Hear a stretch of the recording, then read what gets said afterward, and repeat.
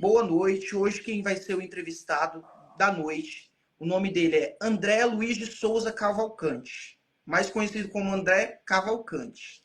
André, quem deu origem ao seu nome? Mamãe, foi minha mãe. Minha mãe ia colocar um nome bem inusitado, seria o Andy Clay. Aí, Nossa, olha só o nome. Mas ela, por a época, tem um vínculo com algumas pessoas de Allan Kardec, colocou esse nome André Luiz. O Souza veio dela e o Cavalcante é do meu pai, que veio lá do Corrente do Piauí. então você processava essa fé, processa ou é só... Não, Não. não, nunca processei essa fé. Ela, à época, tinha uma relação de amizade, até mesmo porque ela morava ali em Lusiânia, né? Nós morávamos em Lusiânia. Logo, então, logo ela tinha... Era uma situação muito difícil e complicada. Aí, esse vínculo de amizade ali dos kardecistas ajudava bastante no social, alimentação. Então, ela tinha um vínculo de amizade.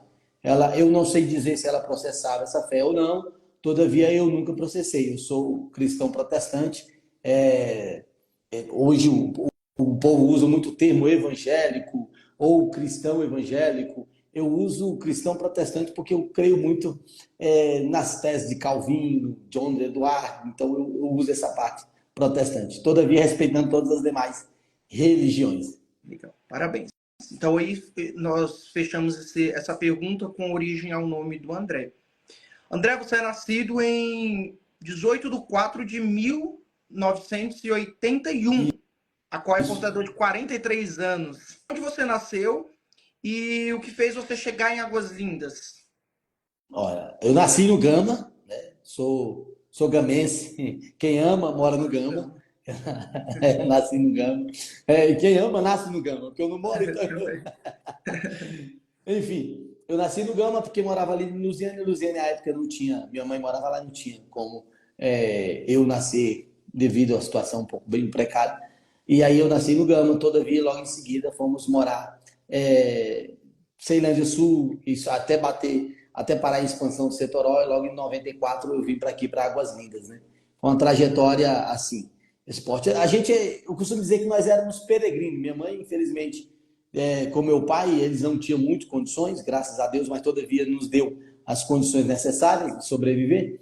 Infelizmente, meu pai, ele era, de alguma forma, um pouco fora do contexto da realidade de um pai presente, que também não, é só a situação, não é falando dessa situação ou pejorativamente falando, ou de uma forma negativa, mas... E aí nós ficávamos peregrinos, morando em um lugar, morando em outro, até que nós nos alojamos boa parte ali na expansão do Seitoral, quando minha mãe ganhou uma terra ali pela abadia, salvo me engano, na época, era a abadia, que era, se não me engano, ela era governadora ou deputada, coisa do sim do tipo, eu não lembro. E aí logo em seguida, em 94, ela vendeu e nós viemos morar em Águas Lindas de Goiás. Você é casado ou solteiro, André? Não, eu sou casado. Casado tem Casado? 24 anos. Esse ano faz 24 Oh, anos casado. parabéns. Já 24. tá bordas de Eu acho que chama de latão. Acho que vai fazer de latão? latão. Um dia desse Legal. nós Então estávamos você tem falando aqui. filhos, né? Eu Eu queria que você contasse um tenho. pouco sobre essa história dos seus filhos, que eu acho muito interessante, sem a gente cortar por questão do casamento aí. Pode continuar. Sim, sim. No caso, sou casado com ela, com a Kelly Cavalcante. Então, eu tenho um filho, no caso, homem, o Andrew, tem 23 anos. Inclusive, eu acho que eu estudei com o Andrew. Eu acho que ele me falou que estudou com você, sim. É lá no... É, foi no Filhos, né? Foi. Isso. Aí eu tenho duas filhas, a Ashley Cavalcante e a Beatriz Cavalcante, uma de 11 e uma de 13 anos. São as Legal. minhas duas princesas. Que, inclusive, você pode contar um pouco mais sobre a história das suas filhas? Posso, Se você puder posso sim. entrar nesse, né? Eu falei, gravei um vídeo, falei com o pastor Ramon, sobre a questão de adoção, né? Porque quando eu concebi o meu filho com a minha esposa, o Andrew, nós fizemos, então nós concebemos, eu peguei a responsabilidade de ser pai. Já na parte das meninas, não, eu optei em ser pai delas, né? Porque elas vieram de adoção, uma na época com 3 meses e a outra com 7 dias, e são minhas filhas do coração e as minhas princesas, eu amo de paixão, tem tudo de mim. Elas vieram em momentos muito ruins na minha vida, todavia eu pensava que era para cuidá-las, pelo contrário, e elas e fizeram foi cuidar de mim, né? Em momentos que a gente passa por algumas situações complicadas na vida. Essa Isso. parte da adoção foi difícil para chegar até você, a parte da transferência? Consegue me explicar mais um pouco aí sobre essa questão? Juridicamente, foi um lapso temporal que a gente pode dizer que é o período da afinidade, da socioafetividade, enfim, para que chegue no fim de um processo jurídico totalmente limpo, totalmente correto, com todas as pessoas envolvidas e o juiz determinou, através até mesmo das confirmações dos genitores, né? Que o Burocraticamente, geni... você achou difícil ou... Não, achei não. Achei não porque eu me preparei para isso, né? Então acho que não há dificuldade quanto a isso. Existem muitas dificuldades hoje para pessoas que às vezes pensam em uma realidade, em ser pai ou mãe, né? E vê que não é aquilo que quer. Aí ela se torna um pouco complicada até para elas mesmas. Mas no meu caso, não. No meu caso foi presente de Deus. No meu caso foi uma escolha em eu ser pai e minha esposa ser mãe. Quando a gente escolhe é igual Deus. Deus nos escolheu. Então, quando ele nos escolhe ser nosso pai, não tem o que se fazer, não tem retrocesso. André, eu queria que você entrar nessa sua parte aí da formação. O que te levou a escolher essa profissão? Onde você se formou? Por qual motivo que escolheu essa instituição de ensino? Bem, o direito era um sonho de infância. Então, eu sou apaixonado por filmes, né, e por séries basicamente que envolvam séries criminais, que envolvam muito o judiciário. Também. E aí, então, eu sempre fui apaixonado. Então, eu achava lindo as pessoas debatendo. E aí a gente pensa que seria o judiciário americano no Brasil, que não tem nada a ver uma coisa com a outra. Nada. Mas, basicamente, é aquilo que eu queria. E aí eu tinha que era sonho, nunca consegui realizar, tendo em vista ter casado muito novo, e além de ter casado muito novo, as condições eram bem diferentes, né? Não tinha hoje o mar de faculdade que hoje tem, na época não tinha as condições sociais que hoje tem, como ProUni, enfim, todas as outras coisas. Aí, logo em seguida, eu tive a percepção que eu deveria estar mesmo no direito, foi quando minha mãe sofreu um golpe. E aí eu tomei uma postura de estudar o porquê, o que eu deveria fazer. E aí no juizado especial vi que no juizado especial eu poderia peticionar, que a minha mãe, então eu mesmo fiz a petição, estudando, lendo ali o modelo de petições na internet, participei com ela da audiência e daquele dia em seguinte eu consegui perceber que eu estava no ramo certo. Aí logo em seguida minha esposa começou a estudar, eu tinha uma loja, eu cuidava dessa loja de calçados, e aí ela, de repente, ela mesmo me incentivou. E nesse incentivo ela pagou a matrícula, enfim, vestibular, matrícula, e de lá eu tomei providência em estudar na Anhanguera. Eu Então, escolhi a a sua esposa Anhanguera, pagou a matrícula? foi a matrícula e o vestibular e a matrícula. Que bacana. Ela Incentivadora falou, mesmo, hein? ela falou, Parabéns pra ela. você vai estudar, não é o que você quer? Eu fui, aí lá eu fui. E aí a Anhanguera foi uma escolha porque juntava o útil ao agradável. Tinha o direito e ela também já estudava 2 semestres de enfermagem. Então, nós íamos juntos e voltávamos juntos, né? Então, você é formado na Anhanguera, de Brasília, de Direito. Tem mais alguma formação acadêmica Eu que... sou pós-graduado em Direito Público, graduando em Direito Eleitoral, graduando em Constitucional e Licitações, e é só no ramo do direito. Alguns cursos específicos na área da saúde, da área de cultura e desporto, mas são cursos basicamente para aperfeiçoamento. Sua esposa, não, além de ser uma das maiores investidoras, para você hoje ser o advogado renomeado que você ela também é sua maior fã. Você está vendo aqui o Tô que ela vendo, escreveu? tô vendo. Ela Parabéns, é, Kelly. ela é fenômena. André, outra coisa que eu acho muito interessante falar, como foi você chegar e fazer a OAB? Porque fazer a faculdade todo mundo faz, né, André? Agora É. chegar a ter a carteira da ordem, a fazer o exame, a passar. Como foi esse período assim na sua vida? Rapaz, foi tenso, muito tenso. Olha, era bem complicado. Eu estava no nono semestre, logo no começo do nono semestre eu fiz minha inscrição. Na época era R$ 220 a inscrição, salvo me engano. E aí eu Ah, não tinha como pagar, faz bastante. eu não tinha como pagar. Aquela época era muito pesado, porque nós tínhamos duas faculdades para pagar, a minha e da minha esposa. E aí eu falei, não vou fazer. Aí minha irmã, minha segunda mãe, eu costumo dizer que é minha segunda mãe, a Joana Dark, ela falou, tu vai fazer, vai fazer, vai fazer. E nesse vai fazer, eu fui fazer.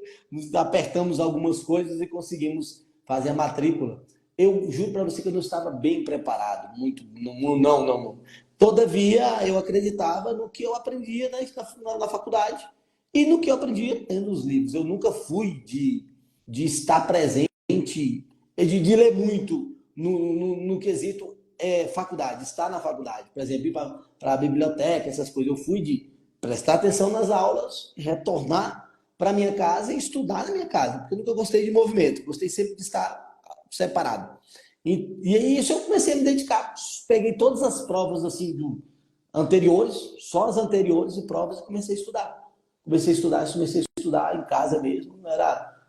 E aí nessa época eu era funcionário público aqui no município, trabalhava na defensoria e então, automaticamente estagiava no município de Águas Lindas, na gestão do Rio do Candango. E o meu advogado lá, o meu patrão na época, ele falava assim, olha, entra naquela sala que você gosta de ficar isolado mesmo, estude. Então eu estudava trabalhando, estudava no ônibus, estudava na faculdade, estudava em casa e a primeira fase foi tranquila, no sentido de eu precisava, eu fui na estratégia, eu precisava de 40 pontos. Então eu estudei aquilo que eu precisava de estudar para atingir os 40 pontos. Eu atingi 41 pontos, passei. Aí é que a gente pega para capar, que é a segunda fase, né? Segunda fase que é o bicho de 7 cabeças. E aí eu me dediquei mesmo. Então eu estudava por dia, 8 horas por dia. Então me dediquei mais ou menos uns 2 meses direto, só estudando da segunda fase, no nono semestre ainda. Então quando chegou essa fase, chegou de julho, se não me engano, ou foi junho. Aí eu fui fazer a prova e aí eu tive êxito também. Eu tirei 9,2, errei 8 décimos só. Então foi assim, foi a fase que para mim foi complicado porque eu me abdiquei de tudo. Do social, daquilo que eu sou apaixonado pelo futebol, larguei o futebol. Então, assim, eu me dediquei estritamente para isso. Foi uma fase, praticamente 4 meses, que eu não tive muito contato com as minhas filhas, porque era trancafiado estudando, só estudando, estudando. Todavia, o resultado, os frutos vieram na aprovação. Na aprovação. E ainda tem gente que não vê, não participa dessas dores, né? Então eles não sabem qual foi a dor que eu tive, qual é a sua dor. E então eles até hoje ainda falam bem assim, é muito fácil para quem já passou, para quem não passou não é muito fácil. E André, pegando esse gancho aí, qual é a dica e uma frase aí que você deixa motivacional para as pessoas que estão seguindo essa carreira e vai prestar essa prova, vai seguir aí esse exame da ordem? Deixa uma dica aí para as pessoas. A minha dica principalmente é se dedicar ao máximo daquilo que você precisa ter. Se é 40 pontos, se dedica ao máximo ter 40 pontos. Não preciso ser o melhor, eu preciso estar entre os melhores. Da mesma forma, na segunda fase, se dedique o máximo para aquilo que você precisa ter, porque ninguém vai fazer por você, só você mesmo. Parabéns. Obrigado.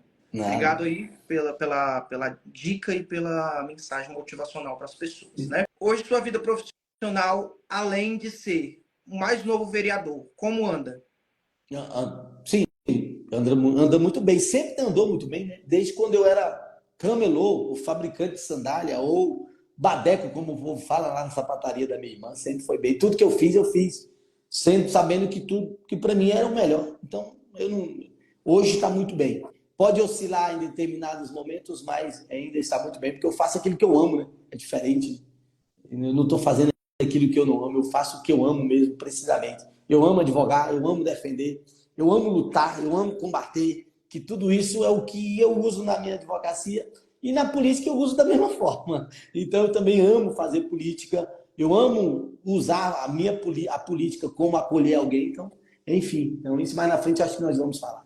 A grande maioria das pessoas querem saber o que te trouxe a ser político, né? A política. Fui eleito agora, mas da eleição passada eu fiquei como suplente. Legal. Todavia, na vacância de alguns vereadores, eu assumi. Fiquei 3 anos como vereador. Estando lá como vereador, eu apresentei alguns projetos. Legal. Por isso que eu vi alguns projetos seus aqui que foram bem legais. Eu vou citar aqui para as pessoas darem uma olhada. Um dos primeiros projetos dele é co-ator do projeto de lei que proíbe a venda e o uso de fogos de artifício com estampido ou estouro, efeito sonoro, em Águas Lindas de Isso, Goiás. isso. Qual motivo foi esse, você criar esse projeto aí, em cima disso? Olha, isso é modernidade, né, de projeto. A gente é muito bom o pessoal em festividade usar os fogos e tudo.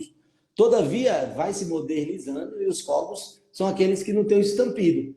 Por quê? Porque primeiro é porque é mais bonito, segundo porque a gente acaba com a poluição sonora. Tendo em vista animais, tendo em vista crianças autistas, deficientes, com algumas deficiências, e até mesmo os idosos, que nós naturalmente já nos temos, eu mesmo tenho raiva do barulho, né? Eu tenho raiva porque eu me assusto bastante. Então, assim, e as pessoas vinham cobrando isso da modernidade, porque algumas cidades já tinham anos e nós ainda estávamos bem aquém. Logo em seguida, James apresentou essa ideia e nós sentamos em conjunto e fizemos esse projeto. Eu, James Farias, Éder Nunes e acredito que outros vereadores, não lembro bem. Nós que militamos um pouco nessa área de saúde pública e deficiência, né? Com pessoas portadoras com deficiência. E aí nós fizemos esse projeto. Projeto que, assim, no começo as pessoas nos xingaram, ficaram bravos, enfim, todavia. E foi uma luta, viu, Carlos? Uma luta para que, de alguma forma, cumprisse aqui no município, porque chegaram algumas lojas, e essas lojas, as festividades dela é com fogos.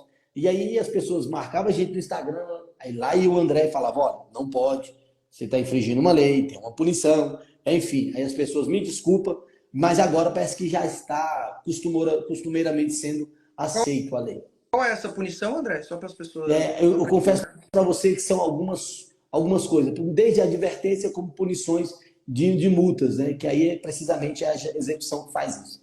Entendi. Pessoal, só para seguir aí a questão do mandato dele como suplente, ele já deixou algumas leis registradas.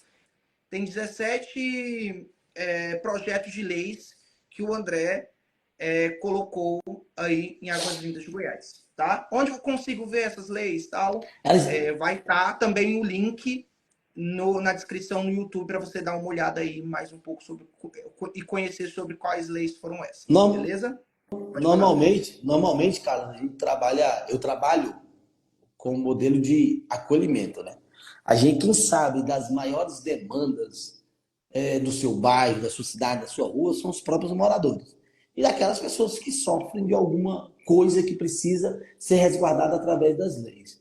Além de requerimento, porque tem leis que a gente não pode, como vereador, nós não temos competência, aí a gente tem que requerer ao município para que o prefeito faça algumas leis ou algumas ações, ou precisamente decrete para que seja executada tal situação para tal cidadão ou tal classe de cidadão. E normalmente, além das leis que outrora já apresentei e foram aprovadas, também tem alguns requerimentos que se tornaram leis que o próprio executivo fez, né?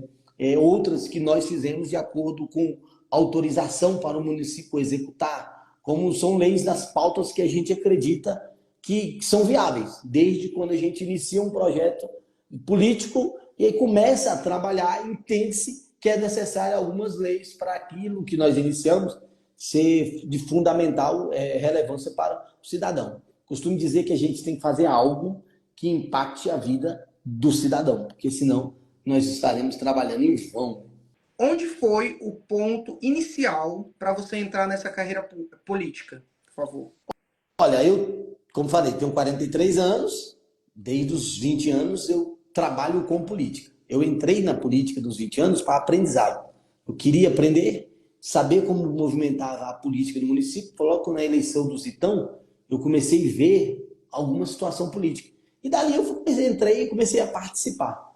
Então, assim, a minha participação, eu entendo hoje que isso é raiz sanguínea. Porque o meu voo lá em Corrente do Piauí era o que mais lutava politicamente, foi o secretário, enfim, e sempre estava próximo da política e debatendo política. Mas o ponto-chave de eu entrar mesmo como candidato e começar a debater algumas coisas, levantar polêmicas sobre algumas coisas, foi quando eu dei o start pós-faculdade. O quanto eu vi a necessidade de se debater política. Porque as pessoas dizem assim, cara, eu odeio política. Olha, você não tem que odiar política. Porque a política é que decide o rumo, se vai ter creche Essa no seu bairro, né? frase é muito atrasada, né? Isso. Jesus amado. Então, estamos ainda vivendo essa fase, só para você ver. E corriqueiramente, eu sempre falo, olha, se quer odiar, que não é bom odiar, mas se quer odiar, odeie os maus políticos. Aqueles que roubam, aqueles que usurpam, os mentirosos, os salafrários, aqueles que enganam, aqueles que usam a fé das pessoas. Eu odeio eles, mas a política não, porque você precisa votar, você precisa discutir o que vai ser melhor para o seu filho, para a sua família, para o seu bairro. E aí, quando eu entrei nisso, eu entrei porque eu fui lá atrás alcançado com políticas públicas sociais. Então, eu acho que eu estando na política e faço do meu trabalho político esse atendimento às pessoas que, de alguma forma, estão hoje como eu era antigamente. Para que, de alguma forma, elas possam, amanhã, daqui 10 anos, 15 anos, dizer, olha, meu filho está na faculdade, meu filho é formado nisso, eu sou formado nisso, porque fui alcançado também como políticas públicas, assim como eu fui alcançado. Eu entendo que eles também devem ser alcançados, por isso que eu debato política, estou na política para isso. Quantas tentativas até alcançar? 3. Essa foi a terceira. Terceira, Tive, bacana. tive 2 tentativas. 2 tentativas frustradas. Por quê? Agora deu Aprendizado. certo, né? Foram 2 de aprendizados. A última, em 2020, que também sua mãe participou com a gente, eu tive a infelicidade de contrair Covid e minha esposa também. Então, assim, aí eu não consegui fazer a campanha. Nós ficamos 22 dias de Covid e fizemos o básico do básico do básico. Fomos até bem votados, graças a Deus, mas Deus preparou para esse momento. Quais os planos que você tem para o futuro? Vamos. Isso, político, né? Tá falando? Que eu tenho vários planos para o futuro. Ah, pode falar que você quer ir para Miami, vai? Rapaz, falar de viajar, eu estava falando com um amigo meu agora. Olha, os meus apoiadores, todos estão viajando e eu aqui em Águas Lindas correndo para resolver vai alguns descansar, problemas. cara. Sai de Águas Lindas, sai do Barro Vermelho, pelo menos uma semana. Agora não é o momento. Mas vamos lá, os nossos planos. Ó, pra você ver, eu estou com um plano, com um pacote comprado para Nova York. Consegui o visto, consegui tudo com a mulher, mas Não, a empresa que eu eu comprei não tô do lado da sua esposa. Com certeza ela quer ir, vai.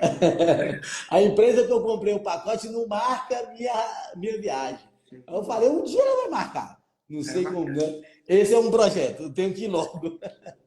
Mas, enfim, cara, nós temos um projeto, aí eu vou falar o que eu aprendi nessa campanha. Essa campanha, eu passei em diversas casas, diversas. E eu vou te dizer, é inadmissível ainda termos algumas casas com situações tão precárias como ainda estamos tendo. É inadmissível ainda eu ter que ver crianças lutando para não ter, no mínimo, 3 refeições por dia. É inadmissível ainda termos crianças dizendo que, a mãe dizendo que não conseguiu um exame, que já tem 2 anos esperando um exame. E nós ficamos limitados porque a gente não pode fazer nada, não pode doar nada e dar nada para a gente campanha. Então, qual é a minha meta de campanha? E minha meta de projeto inicial a partir do dia 1º? É fazer um monitoramento do porquê. Motivos e circunstâncias, ainda temos algumas famílias dessa forma. E levantar projetos que eu já vinha fazendo, só que estender muito mais. Antigamente era associativo, de associação, agora é junto com o parlamento e com o executivo. Estender um projeto agora para acolher essas pessoas. Vamos acolher todas? Não consigo, não sei que não. Todavia, eu entendo que a gente tem que fazer da política um acolhimento, para que, no mínimo, boa parte dessas pessoas que estão assim aquém da realidade do crescimento de vida, a ter expectativa e esperança para crescer na vida.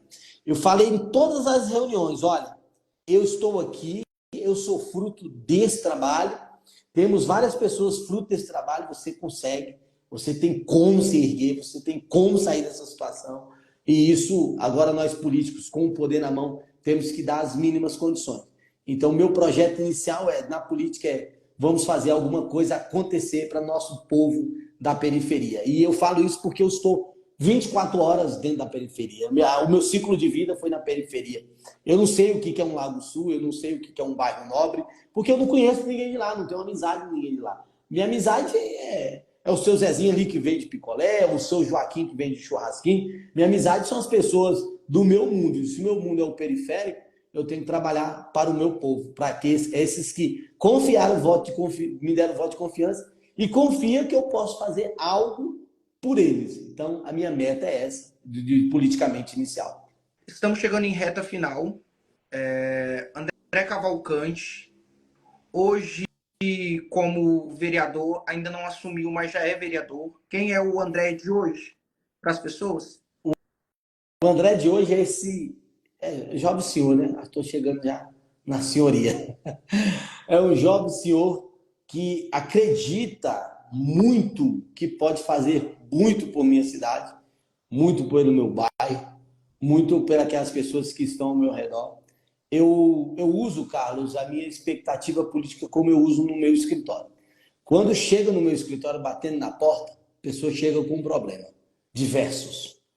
Ou às vezes um. Lá eu uso da psicologia para cuidar, porque se chega pessoas com situações assim desde a infância, traumas Meu desde a pai é infância, e a gente advogado, André, desculpa te cortar. Ele fala que quem fez direito, quem é advogado é tudo. tipo isso. Ele sabe como é que é. Então eu acolho as pessoas, chego lá, o meu cliente tem um problema, eu vou falar para o meu cliente qual a solução, qual o remédio ou não. Então eu uso isso também na minha vida pública. Eu prefiro ouvir o cidadão, saber o que o cidadão quer, analisar se é plausível ou não, se é executável ou não, e saber o que eu posso fazer como político. Afinal de contas, eu estou sendo pago e vou ser pago para isso, né?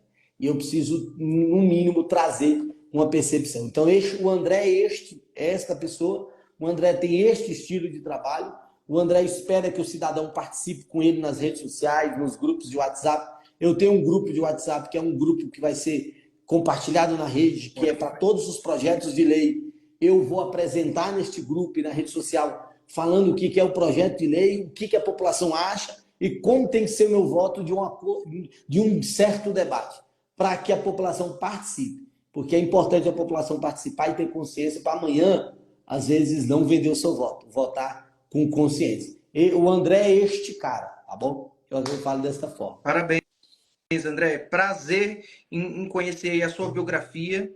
Já conheci o André aí mais ou menos, agora conhecendo a biografia, eu tenho certeza que foi muito proveitoso o nosso bate-papo. E tenho certeza que outras pessoas também aí vai conhecer mais um pouco sobre o que é André. O nosso entrevistado de hoje foi o André Luiz de Souza Cavalcante, vereador eleito para o primeiro mandato em 2025, mais conhecido como Isso, André Cavalcante. isso. Obrigado, André. Deus Obrigado abençoe a sua eu. jornada, meu amigo. Tamo junto. Deus abençoe todos nós. Muito obrigado Manda um por ter abraço para sua aceitado esse mãe, para sua convite. família.